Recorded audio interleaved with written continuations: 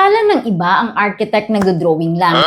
Pero kung investor ka, dapat alam mo ang architect mo, siya rin ang investment partner mo. Kapag nagpagawa ka ng building, commercial man yan o office o paupahan, hindi lang ganda ng design ang importante. Dapat kumita, dapat mabenta sa market, dapat sulit ang every square meter.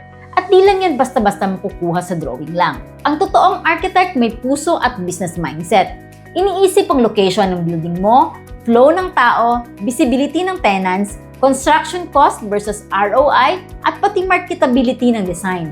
Tinutulungan kanyang magdesisyon kung ilang units ang ideal, gaano kalalaki, anong layout ang pinaka-rentable, at anong finishes ang pasok sa budget pero pang high value feel. Kasi hindi lang to tungkol sa ganda, kundi kung income generating ba. Kaya kung may lote ka at plano mong pa-develop, huwag kang maghanap ng magaling mag-drawing o yung may murang design fee. Hanapin mo yung architect na marunong din sa negosyo. Mag-consult ka sa architect na marunong sa design at sa investment strategy.